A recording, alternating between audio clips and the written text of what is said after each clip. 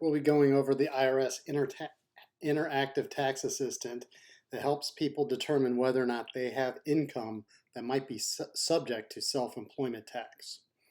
So generally, if you are collecting earned income from someone and you're not technically an employee, you may be classified as an independent contractor. If you're an independent contractor, if you're a sole entrepreneur, if you own your own business and you pay yourself a wage, those are all reasons why you may be subject to self-employment tax. So if you didn't know, self-employment tax simply means that you pay both sides of the Social Security and Medicare tax. In a normal W-2 job, you pay 6.2% of your income up to a base wage limit, which changes every year. That goes to your Social Security.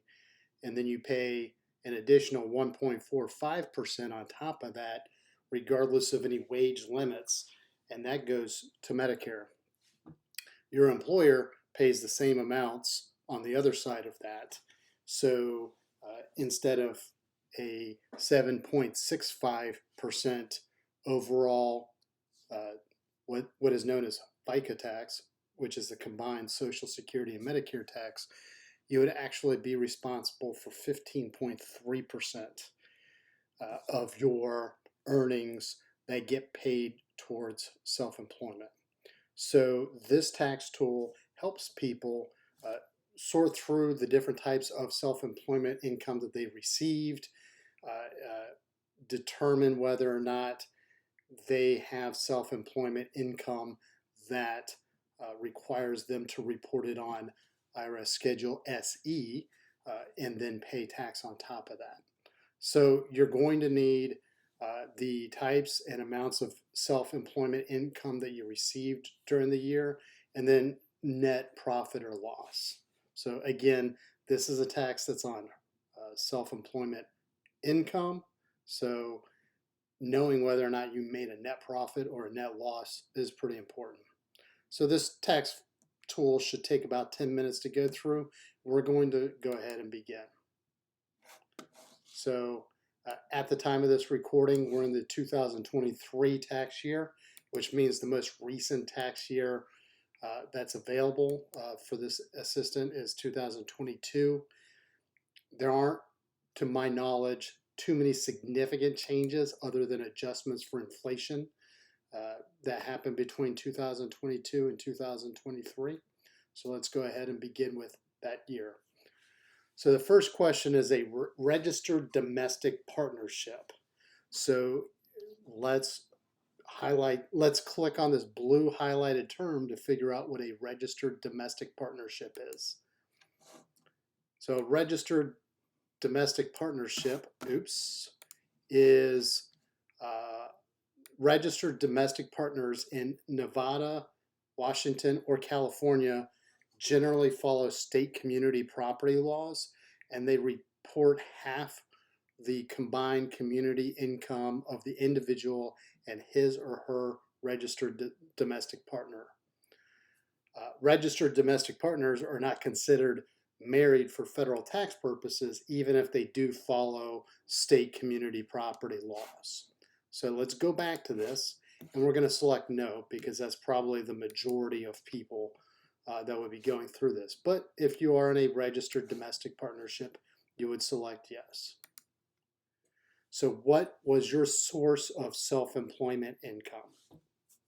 So you have to answer yes or no to each one. So let's say you were an independent contractor. You were not a statutory non-employee. You were not a minister, Christian Science practitioner, or reader, member of a religious order. There are a lot of different occupations, specifically in the religious fields, that are exempt or have special treatment of self-employment income. So they may have previously declared or may be declaring their exemption from self-employment tax. we've written articles about the tax forms that you would complete to go through that. So we'll put that information in the show notes. Not a church employee, not a farmer or a fisherman. Again, farmers and fishermen have different rules about their employment. State and local government employees, retired insurance agents. So far, none of these are going to apply to our situation. We'll throw in that we made a little bit of hobby income.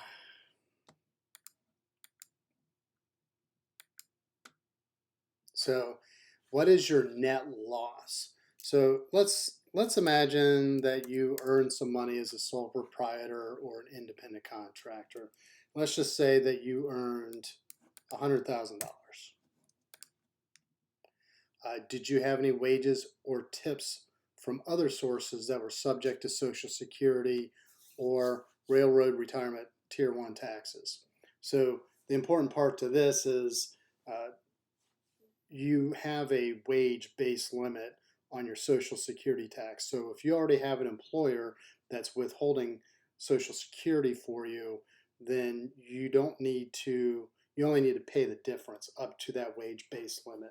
Once your total compensation has reached that limit, then you're no longer responsible for additional Social Security. So let's just say in this case, we didn't have any. Everything we earned was on our own.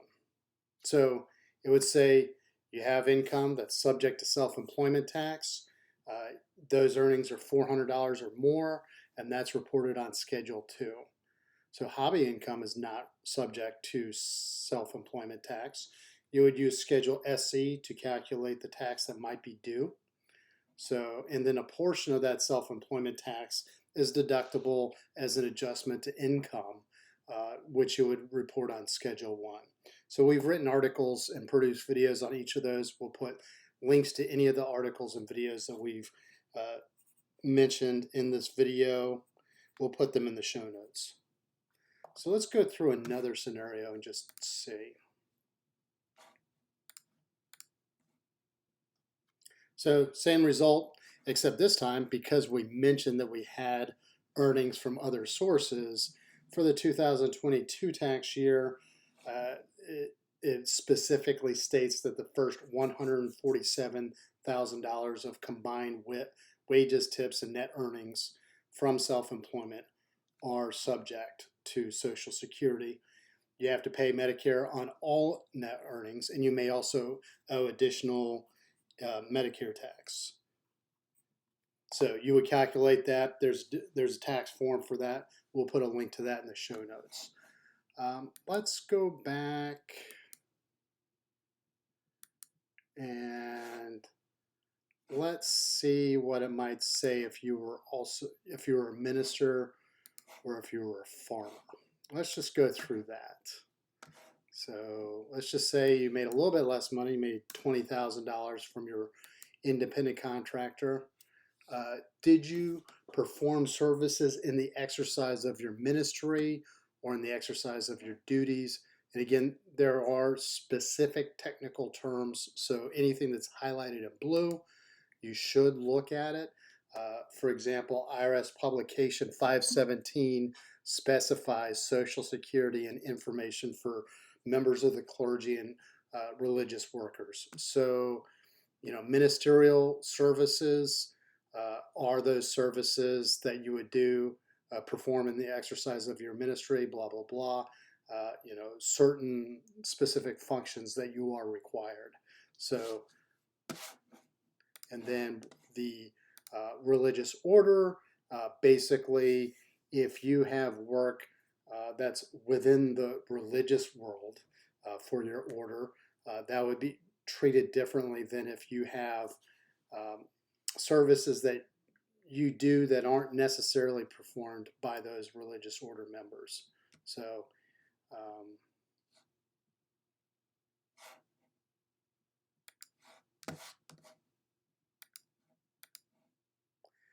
IRS Form 4361 is the tax form that if you have that on file, you're exempt from self-employment tax.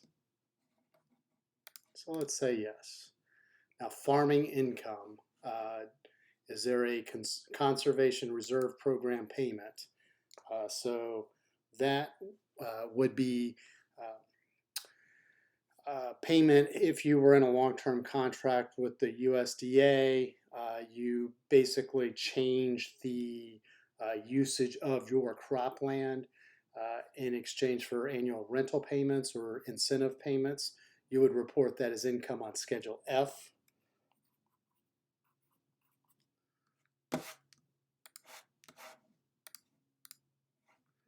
Did you receive retirement or disability benefits from the Social Security Administration? I'll say no.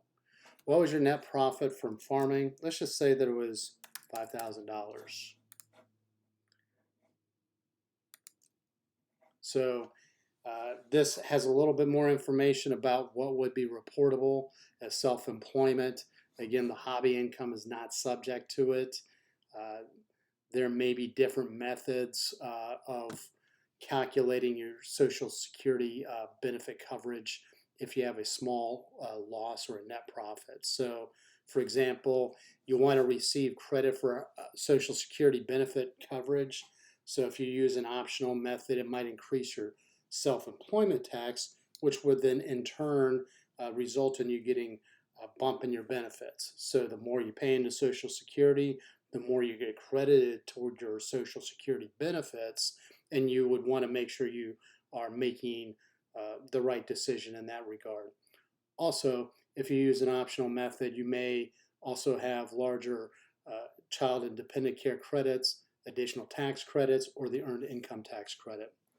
And then farm optional method basically means that you can use a specific method to calculate your net earnings from farm self-employment if your gross farm income was less than $9,060, or if your total net profits were less than $6,540.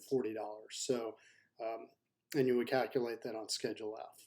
So those are just a couple of scenarios. So we've run through those scenarios. You can go through this on your own. What I would recommend is that whenever you've finished and you're satisfied with the answers, just hit the print screen button right below, which I can't get to, but it's literally right there at the bottom of the screen. So you hit that button, you print that out, you go over it with a fine-tooth comb, you just double check to make sure you didn't fat finger any answers, that you didn't make any mistakes. If you did, you can always go back and refresh the cookies and start over again. Anything that's highlighted in blue is a definition that you can look up to get more information. But when you use this to help inform the information you put in your tax return, you want to keep this in your records. And if you're ever audited, it won't get you out of taxes that you would have owed, but it will show a layer of due diligence that you were trying to exercise in doing the right thing. And so when an IRS examiner is looking at your tax return, they're looking at the numbers, but they're also looking at kind of your approach.